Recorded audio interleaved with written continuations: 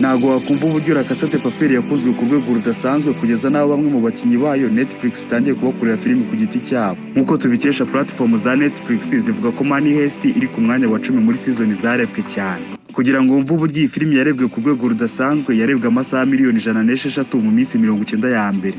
Tugiye kuvuga kuri La Casa de Papel. Ku musozo w'iki kiganiro turaza kuvuga ku zindi filimi zo muri Espagne ebyiri zigwa mu ntege arizo Vis-a-Vis cyangwa Elite. Izi filimi tuba tugiye kuvugaho tuba twazisomye muri comment, niyo mpamvu kutubwira iyo twaza gukoreraho ubutaha aba ari ingenzi cyane. La Casa de Papel iri kuri za filimi zigwisha ku mugani yuko umwana wanzwe ari ukura. Umva iyi nkuru, Wang Dong-Yuk niwe wanditse script ya Squid Game. Iyi Squid Game akimara kuyandika yayishyiriye amakampani yo muri Korea. Kampani zo muri Korea zirayanga zivuga ko ari filimi irimo urugomo idashobora gukundwa n'abaturage bo muri Korea ku buryo bayanze inshuro 11 zose. N'uwanditse Prison Break bamwita Paul Shearing yanditse script yiwe ajyana kuri studio ya Fox irayanga. La Casa de Papel nayo igisohoka yabanje kwangwa n'abantu ku buryo yabuzeho gatoya director wayo Alexis Pina yaragiye guhomba ku rwego rudasanzwe. Ubundi La Casa de Papel yari season yari kuzazica kuri televiziyo muri Espagne bita Antena 3. Yari no kuzagira episode 15 ikahita irangira burundu ntagire ikindi gice kizasohoka. Ziriya episode zose ziri kuri season ya mbere n'iya kabiri zarinze zica kuri icano ya Antena 3 abantu batari bayireba mu by'ukuri. Buri muntu wese wari warashoye umwanya we n'amafaranga muri La Casa de Papel yaragiye guhomba, cyane cyane director wayo Alexis Pina. Kubw'amahirwe director w'iyi filimi Alexis Pina yagiye kubona urubuga rwa Netflix ruje kugura filimi yiwe. Netflix ikimara kugura La Casa de Papel yahise ishyira kuri website yayo, nta kindi kintu yigeze ikora habe no kuyamamaza. Mu minsi yasikurikiraho iyi La Casa de Papel yaragira arebwa ku rwego rudasanzwe ku buryo n'abaturage bo muri Espagne bari barayimye umwanya bahise batangira kuyireba. Ubundi biba bitangaje iyo filimi irebwe n'abantu benshi kuri buri bugabane. Ibi nibyo byabaye kuri La Casa de Papel. Mu gihe bari barimo kwandika iyi season habuzeho gatoya twari kuzabona Professor wari ufite imyaka 50. Baje kumanura imyaka ya Professor kugira ngo bazashyiremo akantu k'urukundo hagati ya Professor na Raquel Morillo. Ubundi Espagne iri mu bihugu bizwiho gukina series ziri mu bwoko bwa drama bakanibanda ku rukundo. Ibi binatuma season zabo zikundwa ku rwego ruri hejuru. Iyi iri no mu mpamvu yatumye Alexis Pina amanura imyaka ya Professor. Wumve ko bagiye no gutangira gushutinga amashusho y'iyi La Casa de Papel nta script ya Nairobi irimo.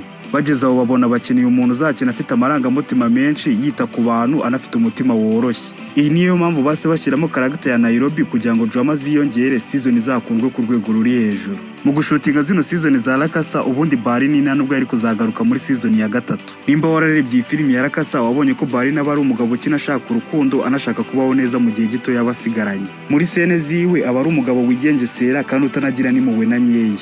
Nubwo bimeze gutya ariko muri season ya 2 irangira Barney yitangiye agatsiko kiwe kagasohoka muri bank. Ahita nasiga ubuzima ku buryo ntago yari kuzagaruka muri season ya 3, ariko kubera ukuntu abantu bamukunze base basaba Netflix ko yazagaruka muri season ya 3. Aha ni nayo igitekerezo cyo kwiba ziriya gorode muri season ya 3 cyaturutse. Bavuga ko babanje gupanga kwiba ziriya gorode mbere yuko bajya kwibira bank ya Espagne. Bakazaza badusubiza inyuma batwereka ukuntu bapanze kwiba izo gorode, ari nako scene za Barney zigarukamo. Iriya nzu bajya kwibamo zahabu ntago yari inzu ya Royal Mint nk'uko script bivuga. Ni inzu ya Research Center iri muri Madrid, baragiye bashingamo studio yabo mu indani. Aba bantu filimi zabo ziba zanabavunye ku rwego ruri hejuru, dore ko bazanye urugi rwa volte rwa nyarwo, bakazana n'ibyuma na plastique bisizwe ibara rya gold ku buryo muri scene zizaba zigaragara ko ari zahabu za nyazo. Bimwe mu bintu bitangaje muri iyi filimi, iriya ndirimbo Bella Ciao ntago yari yanditswe muri script ikizajyamo. Ubundi indirimbo Bella Ciao ivuze kwishyira ukizana n'impindura amatwara. Iyi ndirimbo igaragara muri iyi season ari agaseni ka Professor na Barney barimo kuyiririmba katarengeje iminota 2. Bahisizemo bikinira ariko ntago bari bazi ko indirimbo yari igiye kutikundwa ku rwego rudasanzwe ku buryo biri mu ndirimbo ziri global ku isi.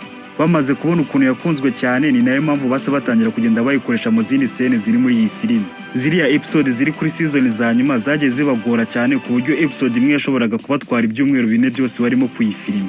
Yabatwaraga icyo gihe cyose kandi banakora amasaha 18 ku munsi. Bitabigira La Casa de Papel imwe muri filimi zagoranye cyane mu gihugu cya Espagne. Nkuko ikinyamakuru cya Success Story cyo muri Espagne kibivuga, episode za nyuma za La Casa de Papel zajyaga kurangira imwe itwaye miliyoni 1 y'euro. Mbere yuko tukubwira amafaranga iyi La Casa de Papel yinjije n'amafaranga bayembaga ba Professor kugira ngo bakine, hari scene ebyiri zababaje abakunzi ba La Casa de Papel ku rwego rudasanzwe ku buryo nawe ubushobora kuba waziketse. Scene iri ku mwanya wa 2 ni scene y'urupfu rwa Nairobi yanaje natunguranye cyane.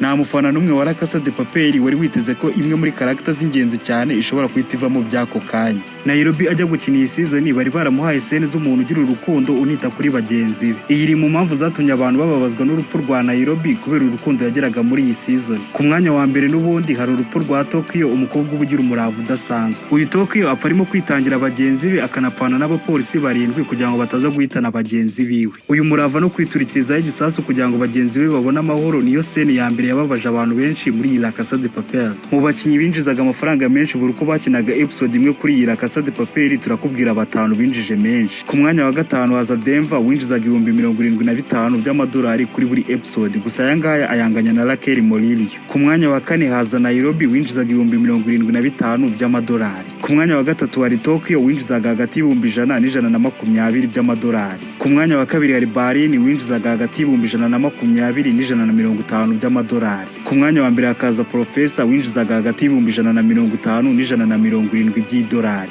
Aya mafaranga Professor yishyurwaga kugira ngo akine episode imwe kuri iyi La Casa de Papel n'uyashyira mu manyarwanda uratubona ko ari miliyoni 214 z'amanyarwanda. Ayo mafaranga yose kugira ngo akine episode imwe gusa. Kubera ko iyi La Casa yacaga kuri website ya Netflix ntabwo bizwi neza amafaranga yinjije, ariko hakurikijwe amadealership na license bivugwa ko iyi La Casa yinjije arenga miliyari 2 z'amadolari nk'uko ikinyamakuru cya Restovana cyo muri Espagne kibivuga. Kugira ngo mve uburyo bungutse amafaranga menshi bivugwa ko Convention Center yubatswe na miliyoni 350 z'amadolari, ariko kugira ngo tube sure neza reka tuvuge ko Convention Center yubatswe na miliyoni 400 z'amadolari. Ubwo ni ukuvuga ngo abakoze La Casa de Papel bungutse amafaranga yakubaka Convention Center 5 zose. Reka tuvuge kuri za filime ebyiri zigwa mu ntege kuri iyi La Casa de Papel.